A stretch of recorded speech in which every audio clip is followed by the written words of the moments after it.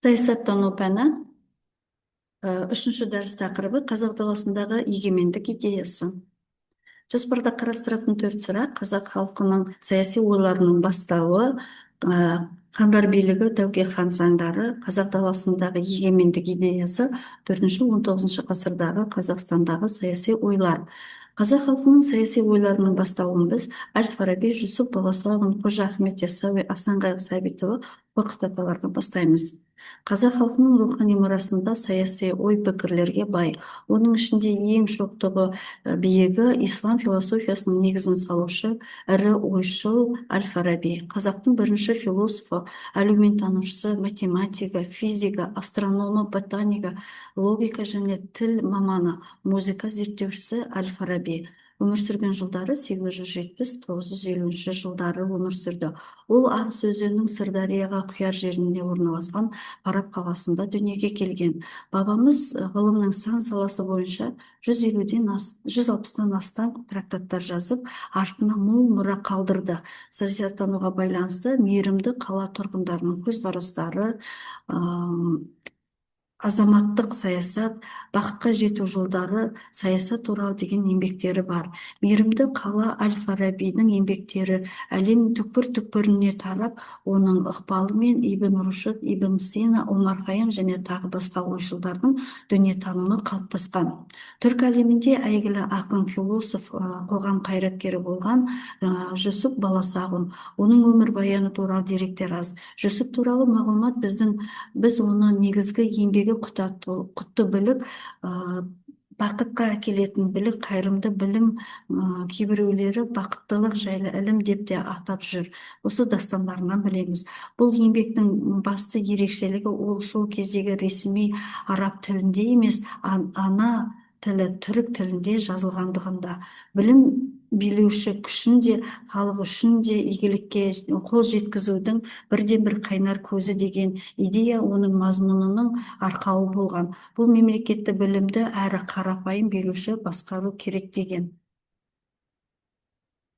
Қазақ халқының ірі ойшылының бірі Қожа Ахмет Яссауи Түркістан қаласында дүниеге келген. Ол әділеттілік, ақылдылық, имандылық, шындылық, мейірімділікті қалап, оны жырлаған. Оның басты еңбегі Диуани Хикмет, даналық кітабы. Оның қысқарған түрі Хикмет деп те атаған. Өз еңбегінде басшы адал болып, қарапайым болып, халыққа қамқоршы болуын талап еткен. Дүние қоңыздықты, парақорлықты қаламаған. Рухани тазалық және адамның рухани жетілуіне баса назар аударды. Ол қазақ жеріне мұсылман дінінің таралуына атсалысқан. Қазақтың рухани мұрасының өшпесіз қалдырған келесі тұлға Асан Қайғы Сәбитұлы. Ол өз дәуірінің беделді биі болған. Ол еліне мәңгілік азық боларлық қолайлы жерұйықты іздеген. Жерұйықтың суы сүт, топырағысы май, тасы алтын, ағашы мәуелі жеміс жидекке толы жұрт болсын деген оймен үнемі іздеу үстінде болған. Жерұйықты мекендегендердің бай мен кедейі жоқ, бақытты өмір кешетін мекені болсын деген. Ол жерді табу үшін желмаяға мініп, төңіректің төрт бұрышын шарлаған. Оның бұл іс-әрекеті Томас Мордың утопия және Кампанелланың күн қаласында идеясында саяси идеялармен үйлесіп жатты. Асан Қайғының жерұйықты іздеу жөніндегі аңызы қазақ халқының таңғажайып жарқын болашақты аңсаған арманның туындысы болуы керек. Қарақожаұлы Қорқыт ата қазіргі Қызылорда облысы Қармақшы ауданына қарасты Сырдария өзенінің төменгі жағасында Жаңакент деген жерде өмір сүрген. Өз халқының бақыты үшін көптеген мүддесін көздеген. Қорқыт ата ақын, жырау, композитор, әнші, күйші, қобызшы, өз дәуірінің ойшылы болған адам. Бұл жаңа қала Сыр өзенінің Арал теңізіне құяр жеріндегі құяр жерінде тұрғандықтан қазақ халқы оны су аяғы ер Қорқыт деп те атап кеткен. Келесі жоспар бойынша қарастыратынымыз хандар билігі, тәуке хан заңдары. Яғни бұл жерде қарастыратынымыз Қасым хан, Тәуке хан, Төле би, Әйтеке би, Қазыбек билер. Қазақ халқының саяси тарихында өшпес із қалдырған хандардың орны ерекше. Оларға Қасым есім тәрізді хандар жатады.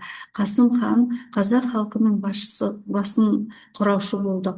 Ол болашақты болжай келетін әрі сақ саясаткер, тез шешуді талап ететін мәселелерге зор шыдамдылық таныта білген адам. Қазақтың тұңғыш заңдар жинағы осы Қасым ханның тұсында жасалған. Есім ханның тұсында сыртқы саяси жағдай қиындай түсті. Осыған қарамастан елдің бірлігін сақтап қалуға тырысты. Қасым ханның қасқа жолы Есім ханның ескі жолы деп халық олар жасаған заң тәртіптерді көпке дейін ұмытпаған. Бірақ өкінішке орай олардың толық нұсқасы бізге дейін жетпеді. Ал Тәуке ханның жеті жарғысы негізінен қағаз бетінде сақталған. Үш жүздің ықпалы билері Төле би, Қазбек би, Әйтеке билердің бастарын қосып кеңес құра отырып басқарған. Сондықтан хандық үкімет билігінің беделі көтеріп, ақсүйектерді бөлініп, оқшаулауының тоқтау халықтың біріктіруі үшін Тәуке хан жеті жарғы деп аталатын қазақтың әдет ғұрып заңдылықтарының жиынтығын жасады. Онда құқықтық тәртіп пен мемлекеттік құрылымның негізгі принциптері айқындалған.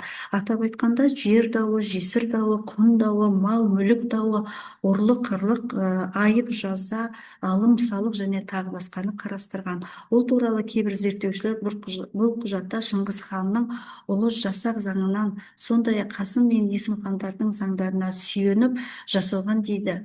Халық кеңесі, билер кеңесі сияқты тұрақты органдар қалыптасып, көші-қон, елдің тыныштығы мен бірлігі, жаудан қорғау сияқты өзекті мәселелерді талқылап отырды.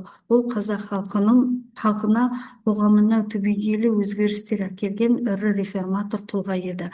Тәуке хан өте ақылды адам болған. Ол халқының алдында аса құрметке ие болған адам. Келесі жоспарда қарастыратын сұрақ қазақ даласындағы егемендік идеясы. Бұхар жырау, Ақтанберді жырау, Қазтуған, Сырым Датұлы, Кенесары Қасымұлы, Исатай Тайманұлы, Махамбет Өтемісұлы туралы қарастыратын боламыз. Қазақ даласында егемендік идеясын ақын жыраулар шығармашылығында көптеп кездесетін Тастанбет, Ақтанберді, Тәттіқара, Үмбет, Қазтуған, Нысанбай сияқты жыраулардың еңбегінде ерекше орын алған. Егемендік идеясының алғышарттары 18 ғасырда жоңғар шапқыншылығы кезінде жаңаша сипат алды. Оған белгілі Бұқар жыраудың еңбегінен көрініс береді.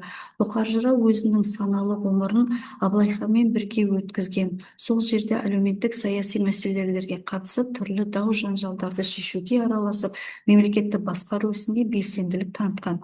Ол еркіндік, бостандық, тәуелсіздік пен әділеттің ең жоғары құндылық деп бағалады. Сырым Датұлы Төле би, Қазбек би, Әйтеке билердің жолын жалғастырушы, әділ билігімен ел ішінде беделді адам болды.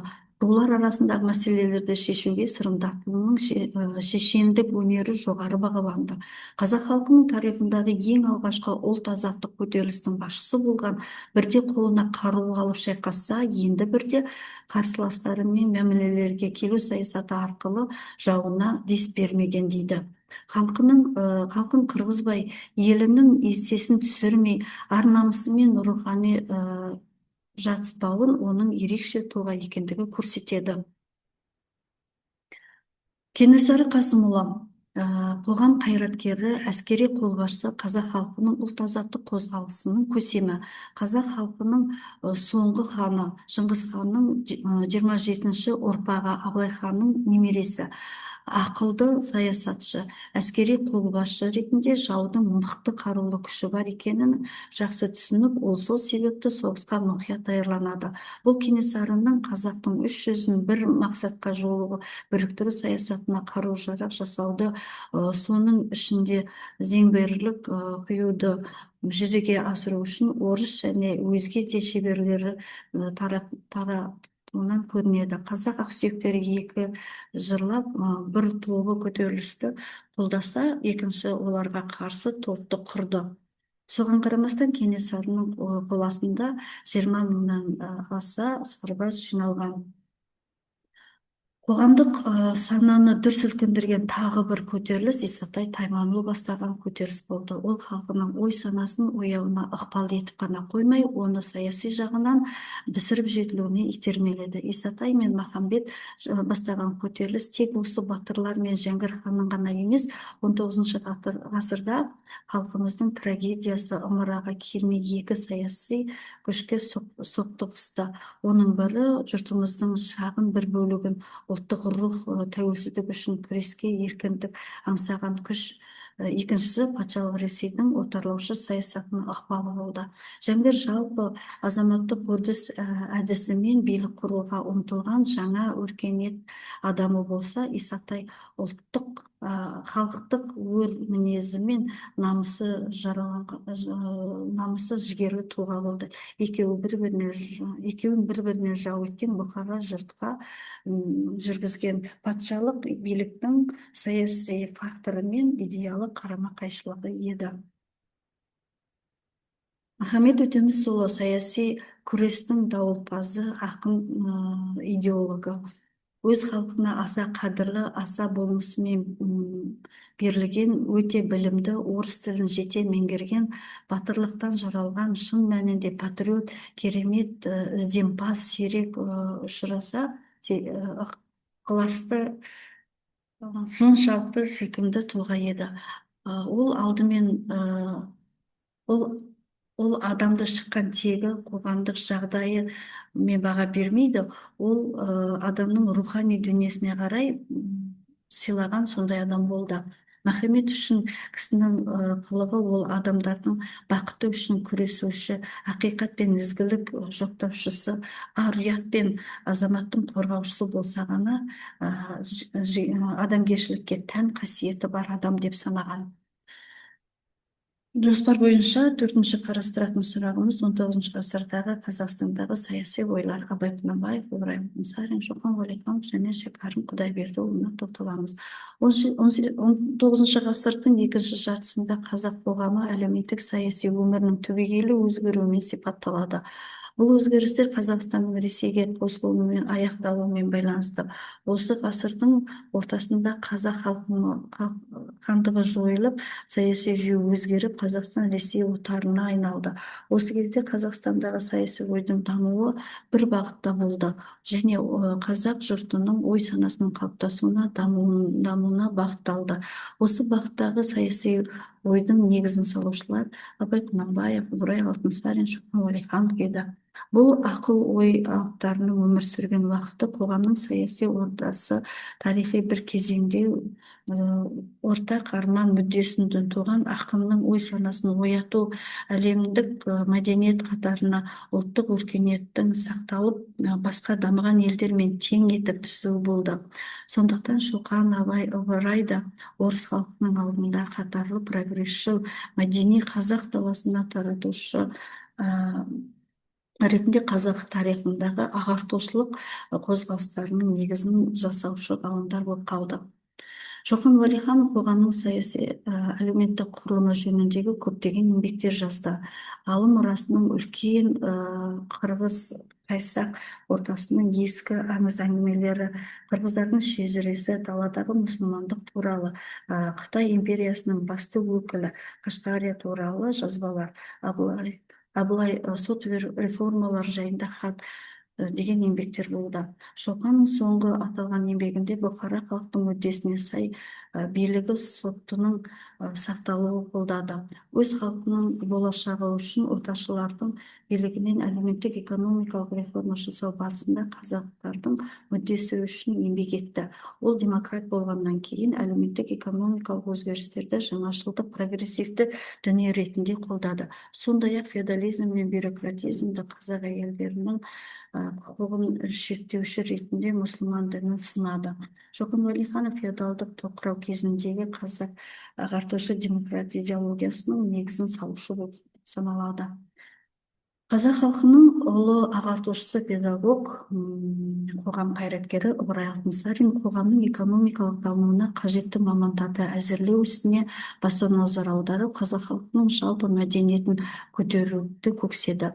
Ғылым этнограф, жазушы және ақын Ыбырай Алтынсарин өз замандастарының арасында аса беделге ие болды.